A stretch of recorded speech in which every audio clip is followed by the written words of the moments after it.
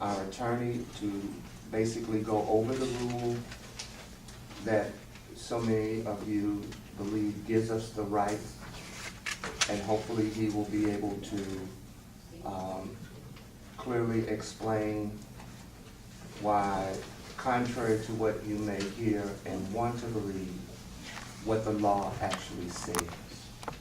And change it. The law allows the board to grant a COLA so long as it does not require increases in contributions to members or increase the contribution of the Board of Education. And it has to be actuarially sound. That's what the law requires. It is actuarially sound. And the determination of whether or not it's actuarially sound is obviously up to the actuary. And the actuary will have to make a determination. I assume he'll tell you that it does, by its own force, cause an increase in contributions. So the bottom line, from the law's perspective, is that the only way that trustees can provide a COLA is if employees don't have to pay more, and that it doesn't cost the school board, regardless of who may be in control of that position. And you have to, if you're going to make the recommendation, you It have to has to be- certify to the Board of Education. Steve would have to do that. That it is actuarially sound. Right. In our meeting Tuesday, there were numbers thrown around about 80% that, according to the state statute, 80% funding constitutes, according to the state, being actuarially sound. And if you give a COLA, you cannot go below 75%. That in and of itself would not be a problem if we could do it without it costing employees or costing the school board. That's where the problem comes in. And change it. That is where I hope that there are enough of you that understand that we cannot change the law. We are bound by the law. Mr. Cashman, if you don't want to listen to our meeting, because, again, understand this, this is not an open forum. This is a meeting on which you all are allowed to be. Well, thanks a lot. Thanks for letting us be here. And thanks for letting us express our opinions without freaking security guards coming and threatening to This throw is what you retirees want. This is what you all believe in. This is what you all support. We're trying to do business here.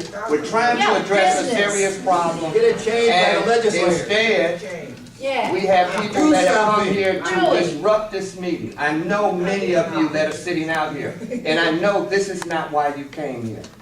The bottom line is, we have to be able to not cost employees and not cost Get it changed. employers in order for us to arbitrarily give a COLA. That is the law as expressed by our lawyer. Now, our actuary will, again, kind of cover what we talked about in this meeting as to how that translates into the responsibility of the school board having to pay and liabilities. If there's a cost of living adjustment, that increases benefits. If that increases the benefits, there's an increased actuarial liability.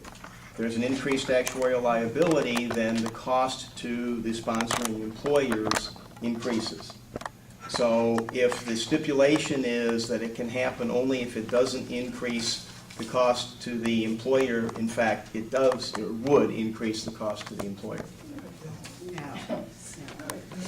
Then when would it be sound? Please, please, Joe, can I ask a question? yes.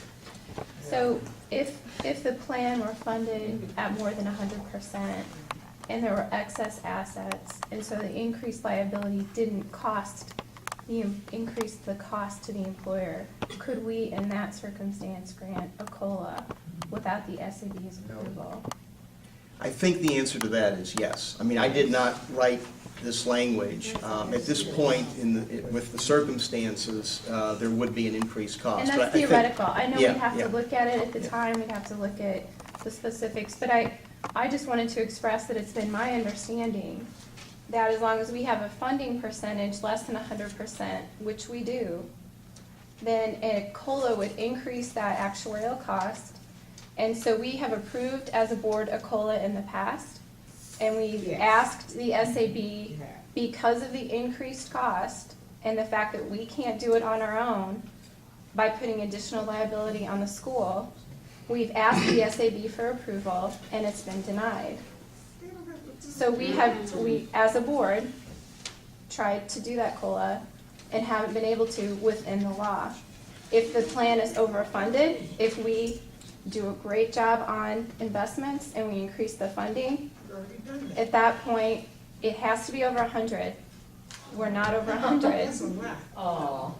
Well, then, There's a Don't- bill, That's the don't law. get it. I'm- there's a bill from The- Mayor Coleman from the law- 2007. Please. Allows you to, the That is not pension true. board to I provide a hope COLA that if you without the want pension board, I to mean, hear the without the school truth board. as we understand it, Okay. you will listen to what we're trying to share with you. Now, if you don't want to hear the truth and you just want to be upset because you can't get a COLA, we have no problem with giving a COLA, as was just Have expressed. your We lawyer don't write have, a law so that you can do it and present it to the legislature. I tell you, in closing on this, Make a motion like he did. That's right. if Like he did. anyone out here has a lawyer and an actuary, we've already heard He's our lawyer. We've already heard of He's them. our lawyer. Excuse me. If I'm you sorry, say sir. he's I'm lawyer, sorry, sir. I can get you one. I'm sorry. If anyone has a lawyer that can tell us that our lawyer is misinterpreting the law and that our actuary is misinterpreting that law, then I'd be more than willing to No, we're not listen. saying that, change it then. If you're saying that, change it. Thank you very much. Take some initiative. Chair, Yes, sir. this was a side comment, and I was privy of being in the meeting last week when we heard from the actuary, and we also heard from the attorney. And of course, just like you, I felt like when I heard it, oh, there's a chance and opportunity, because we're at 86 point, whatever the number is, being funded. If we used $1.5 million to grant a 3% COLA, and the minimum was 3 in our mind, that, that sounded okay, as long as we didn't fall below the 80%. That was okay. The only thing that I got to the problem was, okay, then the attorney indicated that it had to be approved by the school board, because in fact, they're the ones gonna somehow deal with the payment. My comment then to you and we'll be to the board, that, I guess why not approach the SAB to see if they would approve it. Then if we say no, then we'll find another way. But right now, I hope people understand, yeah, we see the money's there, we see there's a way, but right now, the bottom line still goes back to the school board. Now, what we need to do maybe is make an approach to them to see what they would do, and then we'll go from there. Right now, we can't go any further, there's no one can tell us anything on that. Look at other retirement systems, what they're doing. Look at other retirement systems, they're doing it. Report of the executive director. We're the only one. Getting back to the business here. Getting back to the business on the agenda here, I would like to state that the 2011 audit of the retirement system is underway. Next is report of committees on the board. Since all these committees have basically just been established, I'm going to assume that there are no reports. So we'll move to, is there any new business? Why isn't there a legislative report? Thank you. If there's no new business, then we go to the report of the attorney. I have no further. Then I will accept the motion for adjournment. Is there a second?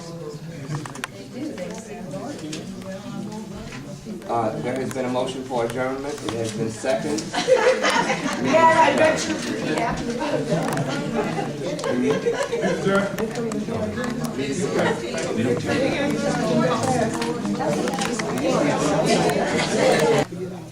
No, you're not putting anybody out.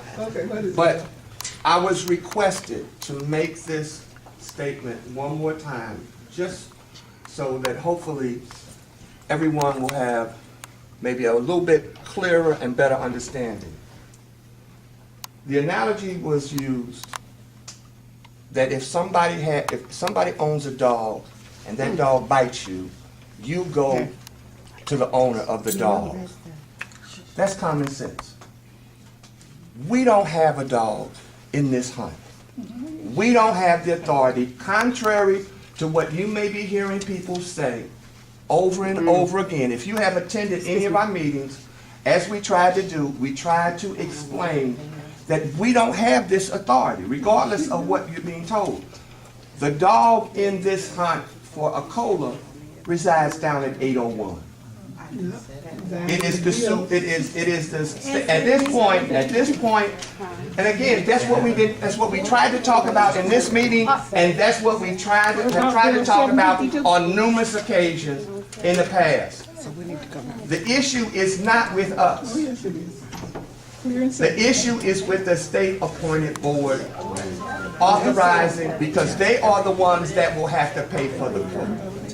So for whatever it's worth. Are you saying that you're powerless? And if so, then why do you even have a job? And they have a $54 million surplus. If you have no, Then Jim, that's what you need to be telling them. That's where you need to be at the SAP board, and you need to be telling them that, and not telling us. We know that, just like you do. Well, okay, he told us this. Our next step is to go to SB. Yes, that's right, go to the SAP board. And when that doesn't work.